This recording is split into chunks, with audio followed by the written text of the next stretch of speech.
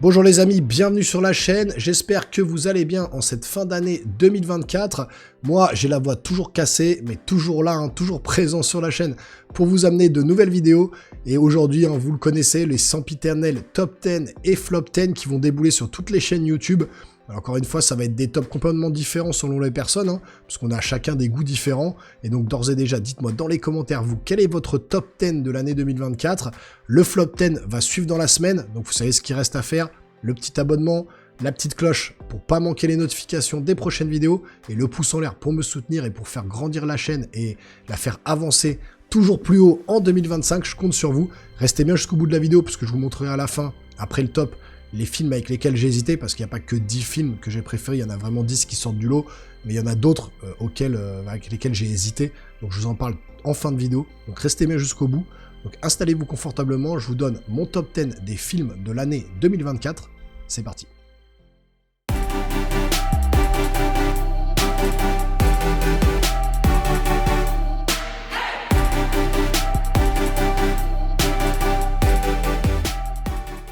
Alors concernant les films que je vais vous présenter tout de suite, il s'agit de films que j'ai bien évidemment vus au cinéma et dont les critiques sont toutes disponibles sur la chaîne, donc n'hésitez pas à aller jeter un œil dans le catalogue, il y a plein de trucs qui vous attendent. Et donc la 10e position, pour commencer ce top, revient au film Kill, film indien que j'ai pas vu venir, un film où on va suivre un soldat indien qui va dézinguer tout le monde dans un train, violence graphique complètement folle, des effets pratiques de malade, un film d'action rarement vu au cinéma. J'ai pris une petite claque et c'est pour ça qu'il rentre dans mon top en 10e position. En 9e position, le film Netflix Le Cercle des Neiges, le film avec l'équipe de rugby uruguayenne qui s'écrase dans la cordillère des Andes. Histoire vraie, il y avait déjà eu un téléfilm et là on revoit ce film, on est scotché à l'écran pendant 2 heures. Énorme film où ils ont dû s'en sortir par des moyens complètement dingues. Enfin voilà, si vous n'avez pas vu ce film, foncez, il est en 9e position. En 8e position, le film Civil War, un film un peu dystopique comme ça, si les États-Unis étaient en train de s'écrouler et qu'une guerre civile éclatait, comment ça se déroulerait là-bas. On va suivre une équipe de journalistes. Énorme film que j'ai vu au cinéma, franchement j'ai pris mon pied, c'était le kiff. Il arrive en 8e position. En 7e position, le film Furiosa que j'ai revu un peu à la hausse, qui m'avait un peu déplu lors de mon premier visionnage. Mais comme je vous ai dit, au fur et à mesure de l'année, quand on voit d'autres films et quand on revoit le film, on voit les qualités, les défauts, et du coup je l'ai rentré dans le top parce que c'est quand même un film grandiose pour cette année 2024. Et donc il fallait forcément que je le rentre dedans, en 7e position, le film Furiosa. En 6e position, et là un film extrêmement récent, je veux bien sûr parler du film Nosferatu, qui m'a mis une petite claque visuelle sur la forme, c'est magnifique, un vrai tableau. L'histoire est quand même assez sympa, même si elle reste assez simple. Mais en vrai, voilà, Robert Eggers a fait un travail de malade sur son film Nosferatu. La critique est disponible, elle vient de tomber il y a très peu de temps. Donc je l'ai rentré dans le top, c'était obligé, j'ai adoré ce film. 6e position, Nosferatu. En 5e position, le film The Substance, alors avec une Demi Moore au sommet. Un film de science-fiction fantastique comme ça autour de la jeunesse, la peur de vieillir, la peur de ne pas plaire, etc. Énorme film, franchement, moitié horreur, moitié film d'ambiance comme ça, j'ai adoré ce film-là. Donc le film The Substance en 5e position. En 4e position, un film Marvel, ça faisait longtemps que j'avais pas rentré un film dans mes tops, et c'est le film Deadpool et Wolverine, que j'ai juste surkiffé. C'est du pur fanservice, je suis d'accord, c'est pas un film qui a révolutionné le cinéma et qui a, qui au niveau de sa narration et de tout le reste, amène quelque chose de nouveau, mais pour le fanservice, pour la séance que j'ai vécue encore une fois au cinéma parmi des fans qui hurlaient, etc., j'ai pris mon pied, la musique, le côté outrancier de Deadpool, le retour de Hugh Jackman, au top. Moi j'ai adoré, je l'ai vu 2 fois au cinéma, je l'ai revu en Blu-ray. Voilà, c'est vraiment le petit kiff de cette année du côté des super-héros, et pour moi c'est Deadpool et Wolverine en 4e position.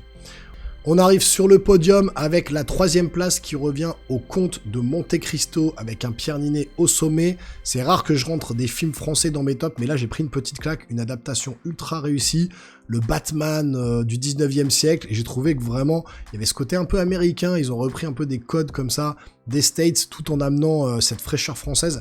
J'ai adoré ce film et c'est pourquoi il rentre dans mon top et qu'il est en 3e position cette année en 2024. En deuxième position, le film La Planète des Singes, Le Nouveau Royaume, petite claque visuelle hein, qu'on a pris tous au cinéma. Je pensais pas qu'après la trilogie qu'ils nous ont fait, plus les films des années 60, on reprendrait encore une nouvelle trilogie qui soit hyper qualitative, et c'est le cas avec celui-là. On part encore dans une grande aventure, c'est visuellement très beau, c'est très maîtrisé, effets spéciaux de dingue.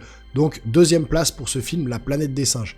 Et enfin, sur le podium, hein, en première place, on retrouve, et je vais pas être très original, le film Dune 2 de Denis Villeneuve avec Timothée Chalamet, visuel complètement dingue, effets spéciaux invisibles, décors naturels, jeu des acteurs de fou. Donc franchement, parfait pour moi. Ce film mérite sa première place pour l'année 2024, Dune 2 de Denis Villeneuve. Et puis, pour conclure tout ça, je voulais donner un prix spécial pour cette année parce qu'il a fait le buzz. Ça a fait parler tout le monde. Ça a rassemblé les gens au cinéma, les jeunes comme les vieux. Tout le monde a parlé de lui. Je veux bien sûr parler d'Inox Tag avec son film Kaizen. Alors qu'on aime ou pas le personnage, il a quand même fait venir plein de jeunes au cinéma. Il a fait parler de lui partout autour. Il a amené des belles valeurs, des belles choses pour les jeunes, pour les moins jeunes. Moi, j'ai versé ma petite larmichette, j'ai pas honte de le dire, avec mon fils, etc. C'était un super moment de partage de tout ça. Donc voilà, ce film Kaizen, ce documentaire est très beau. Et ce qu'il a accompli, c'est quand même énormissime, quoi qu'on puisse dire sur lui. Et donc, je voulais attribuer ce prix spécial de Kaizen pour cette année 2024. Alors maintenant, les films avec lesquels j'ai hésité, et on va balayer un peu rapidement. C'est des films vraiment qui auraient pu rentrer dans le top, mais que j'ai pas mis dedans. On va commencer avec le film Vice Versa 2, film de Pixar que j'ai adoré. Le film Transformers, le commencement, hein, que voilà, j'ai pas vu venir non plus, qui était une bonne surprise.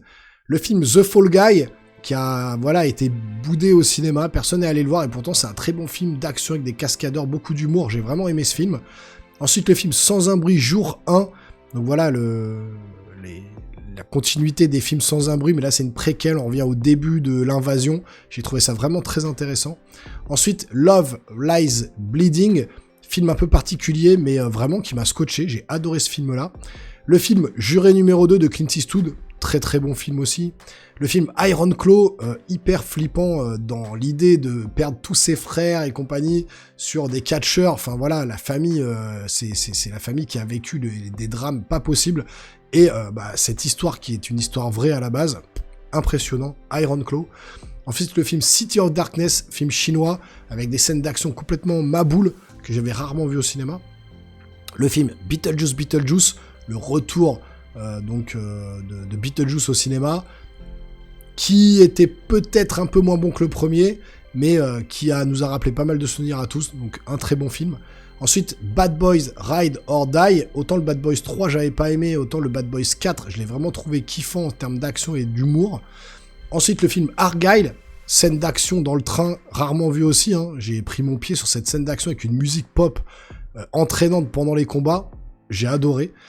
Le film Alien Romulus, hein, qui effectivement, je l'ai pas mis dans les flops, j'ai moins aimé, mais formellement il est très très beau, il est très maîtrisé sur la forme, sur le fond c'est un peu moins bon, mais je pouvais pas non plus le mettre dans les flops, ça reste quand même un très bon film pour cette année, donc Alien Romulus.